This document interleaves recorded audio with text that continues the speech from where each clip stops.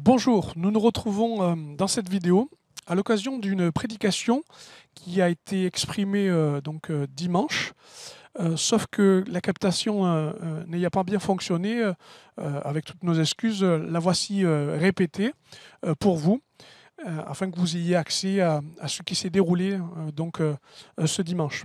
Vous le découvrez avec moi. J'aimerais vous parler de ce qui se passe dans la parole de Dieu, le quatrième homme, ce texte qui nous parle de l'apparition de quelqu'un dans le feu et qui a accompagné 3 hommes. Mais avant cela, à titre de préambule, je ne sais pas si vous avez vu avec moi ce qui est sur les écrans, mais vous avez le visage d'un homme et je ne sais pas si vous le connaissez. Il est sûrement peut-être artiste, on ne sait pas, il est peut-être un politique. En tout cas, c'est une vraie énigme. Et je ne pense pas que ce visage vous dise quelque chose parce que c'est un héros anonyme. D'ailleurs, on va préciser quel est son nom. Il s'appelle Auguste Landmesser. Ça ne vous dira sûrement rien. Qui est cet homme-là? Sûrement que la photo vous indique qu'il s'agit de temps plus anciens, effectivement, puisque c'est une photo qui a été prise dans les années 1933. Maintenant, on va éclairer mon propos avec une nouvelle photo qui va sûrement vous faire comprendre qui est cet homme. Alors, si vous ne le voyez pas ou ne le comprenez pas bien, tout simplement, en 1933, sur un chantier naval à Hambourg, voici un homme qui n'a pas accepté de faire le salut nazi au milieu de tous les autres ouvriers. Aujourd'hui, il est salué par l'acte qu'il a commis. Bien qu'il ait été anonyme, c'est un acte courageux. Et pourquoi j'utilise cette image et pourquoi je vous présente cet homme? Justement, c'est parce que cet homme a refusé d'être un instrument et de servir une cause qu'il ne croyait pas. Et de la même manière, en sortant de tout débat et de tout discours politique, il est important que nous comprenions que nous aussi, nous ne voulons pas être des instruments pour une cause qui ne correspond en rien à notre foi et à notre Dieu. Nous ne voulons pas servir la création ni la créature, mais le Créateur. Et d'ailleurs, c'est ce à quoi Dieu nous a destinés. Et pour cela, prenez le temps de lire avec moi l'Épître aux Éphésiens au chapitre 1er au verset 11. Et prenez conscience que chaque mot a son importance. Il est dit ceci: c'est aussi en Christ que nous avons été choisis pour lui appartenir conformément à ce qu'avait fixé celui qui met en œuvre toutes choses, selon l'intention qui inspire sa décision. Ainsi, nous avons été destinés d'avance à célébrer sa gloire, nous qui, les tout premiers, avons placé notre espérance dans le Messie. Ces propos ont une intention et une importance particulière. Nous savons que c'est Christ qui prouve que nous, nos vies, et chacun qui l'entend et le reçoit, nous avons été choisis par le fruit d'une décision de Dieu. Et cette décision, nous dit le texte, est liée à un objectif que Dieu s'est fixé lui-même et qu'il a pu mettre en œuvre par Jésus. Ainsi, le choix, donc la décision, mais aussi l'objectif, et maintenant ce qu'il met en œuvre, nous prouve qu'il a réussi en Jésus un destin. Et ce destin, vous l'avez lu avec moi au verset 12, c'est de célébrer sa gloire. Toute notre espérance est dans ce destin dans lequel nous ne devons pas nous dévier, qui est le suivant: célébrer sa gloire, être des adorateurs. Et tout comme nous avons reçu l'exemple de cet homme qui a refusé une idéologie et de justement avoir une destinée liée à cette cause, ne pas être rattaché à cette cause, de la même manière, nos vies ne sont plus liées à adorer qui que ce soit et quoi que ce soit, mais de pouvoir adorer la gloire de notre Dieu révélée en Jésus. C'est ainsi que se place cette idée, ce contexte, que nous retrouvons maintenant dans les livres de Daniel, au chapitre 3, avec ce récit au verset 5, où il est dit que le roi Nebuchadnezzar a rassemblé tous ses serviteurs, ces hommes haut placés, et il nous est dit qu'au moment où vous entendrez le son de la trompette, du chalumeau, de la guitare, de la sambuc, du psalterion, de la cornemuse et de toutes sortes d'instruments de musique, voilà ce que le roi propose, ou du moins impose, vous vous prosternerez et vous adorerez la statue d'or qu'a élevée le roi Nebuchadnezzar. Quiconque ne se prosternera pas et n'adorera pas sera jeté à l'instant même au milieu d'une fournaise ardente. Voici le contexte du récit, et voici ce qui suit ensuite une fois que ceux qui ont résisté à cet ordre, et ceux qui ont accepté d'être adorateurs du Créateur, et non pas d'une statue ou d'un roi, eh bien, une fois jetés au feu, voilà ce que le roi vit lui-même dans la fournaise. Le roi Nebuchadnezzar, donc au verset 24, fut effrayé et se leva précipitamment. Il prit la parole et dit à ses conseillers, « N'avons-nous pas jeté au milieu du feu 3 hommes liés ?» Ils répondirent au roi, « Certainement, au roi. » Et il reprit, « Mais je vois 4 hommes sans lien qui marchent au milieu du feu et qui n'ont point de mal. Et la figure du 4e ressemble à celle d'un fils des dieux. » Un 4e homme dans le feu. Voici dans ce texte, nous avons un puissant secours, un réel encouragement.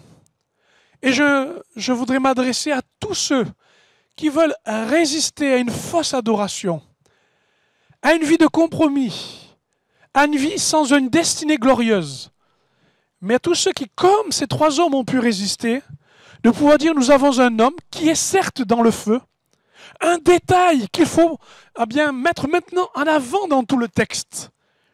C'est celui d'avoir un homme qui se tient dans le feu, qui défend et scelle notre destinée, parce que lui-même a pris fait et cause en entrant dans la fournaise. Il est donc ce 4e homme, Jésus, qui est entré dans la bataille, et dans cette bataille, il veut toujours nous donner et nous montrer quel est le chemin des vrais adorateurs. Rappelez-vous que Jésus dans l'Ancien Testament était déjà caché, si j'ose dire, et ensuite révélé dans le Nouveau, notamment dans celui qui est caché dans la bataille. Il a lutté contre nous-mêmes. Les livres de la Genèse, au chapitre 32, nous parle d'un homme qui toute la nuit a lutté contre Jacob, et ensuite a lutté avec Jacob. Eh bien, nous croyons et nous savons que dans cette nuit terrible, la transformation de Jacob devenu Israël, et nous pensons et nous croyons que c'était Jésus. De la même manière, dans Josué, chapitre 5, au verset 13, lorsque Josué va conquérir Jéricho, et là il ne s'agit plus d'une conquête de soi-même, mais d'une conquête de murailles impossibles à franchir, d'obstacles impossibles à renverser, eh bien Josué va rencontrer un inconnu. Certes, il semble inconnu, mais il a une épée dégagée de son fourreau, une épée nue, qui va lui indiquer toute la stratégie pour conquérir. De la même manière, ce messager, cet ange de l'Éternel, nous pensons que c'est aussi Jésus, il est des nôtres, il n'est pas notre ennemi, comme dira Josué. Es-tu des nôtres ou notre ennemi? Pourquoi?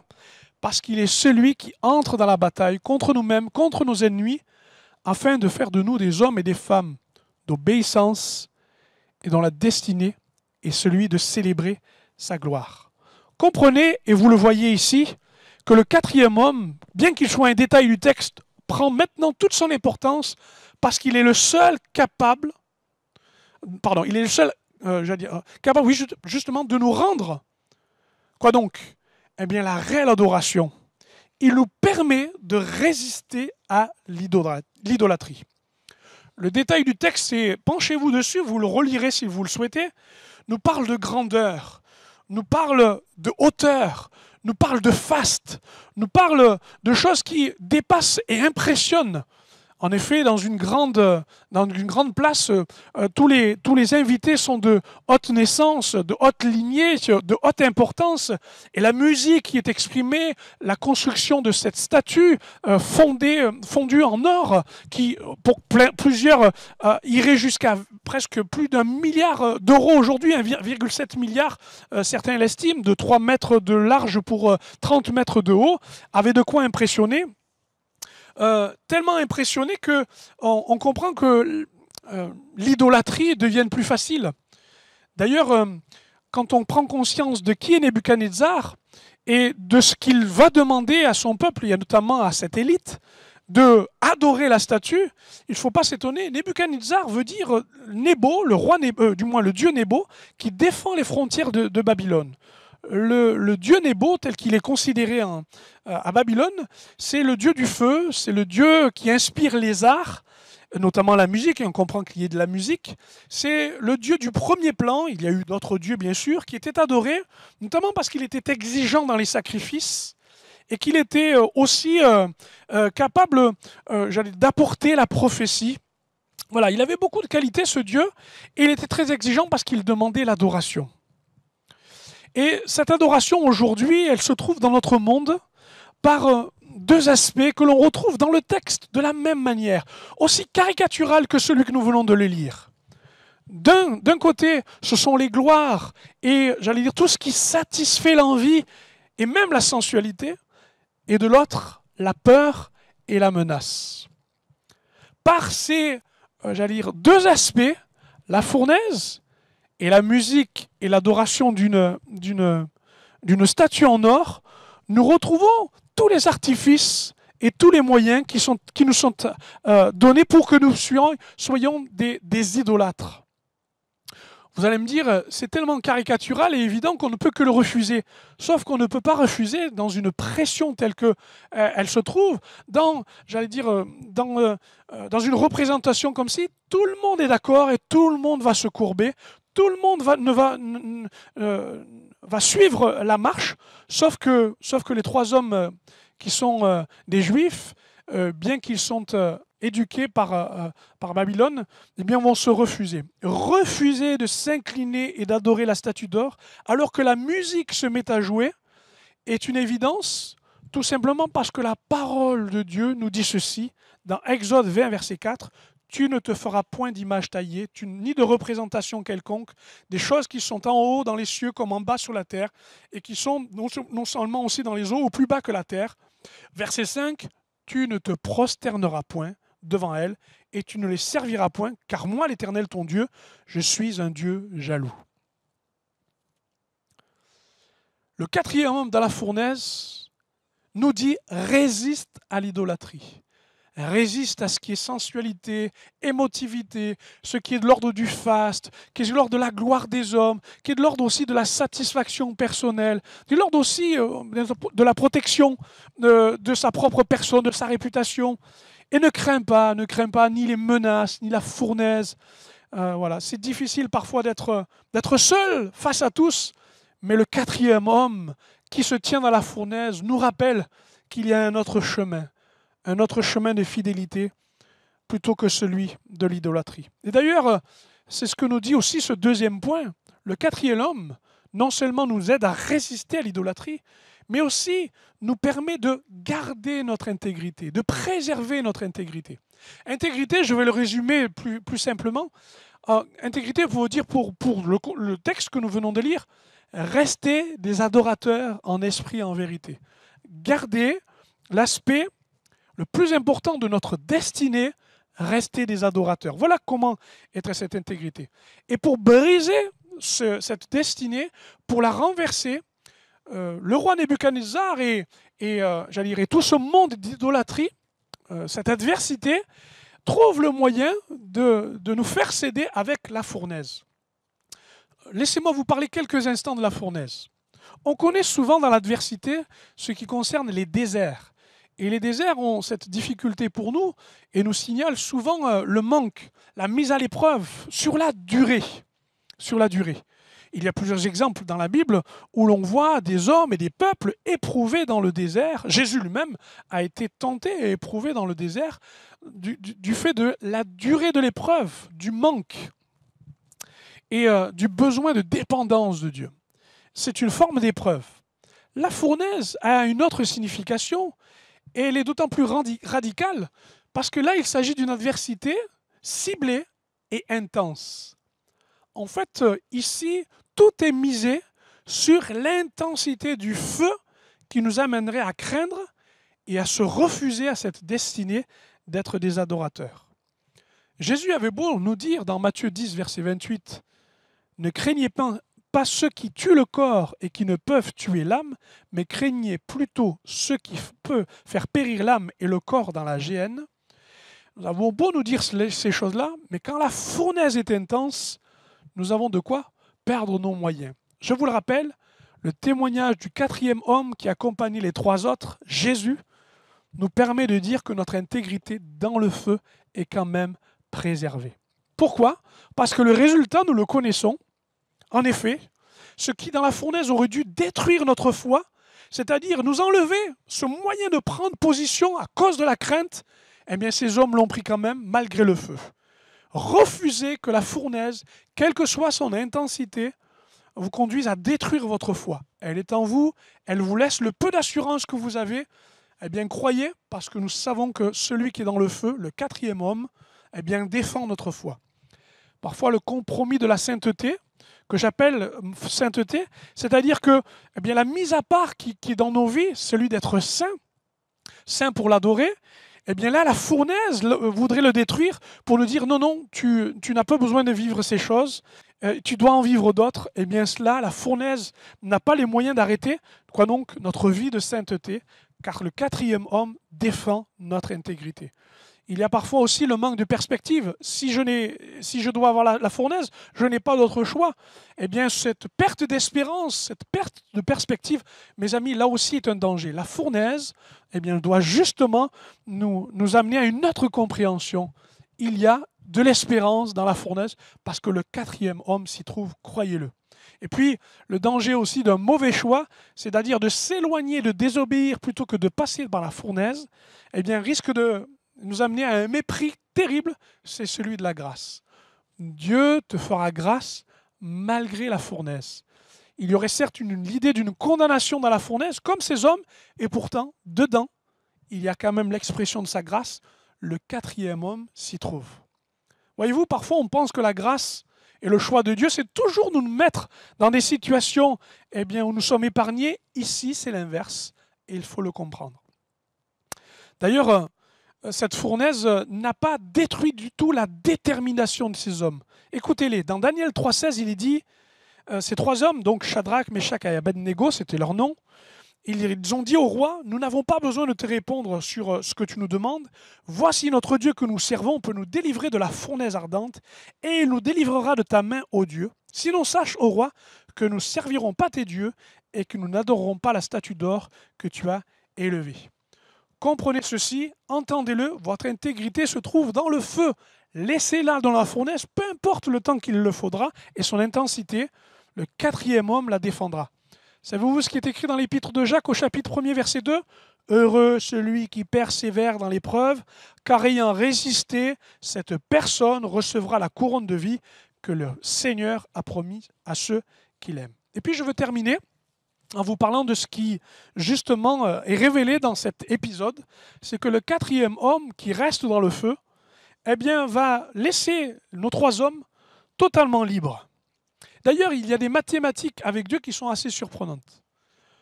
3 hommes dans le feu, 3 hommes dans la fournaise, voilà qu'il y en a 4. Je ne sais pas si vous avez vu cette récompense, mais j'aime beaucoup la façon dont l'apparition inopinée et éphémère de ce 4e homme qui accompagne les 3 va expliquer leur invulnérabilité. Ils sont invulnérables parce que le 4e homme se tient dans la fournaise. Ils savaient et connaissaient cette finalité, leur invulnérabilité.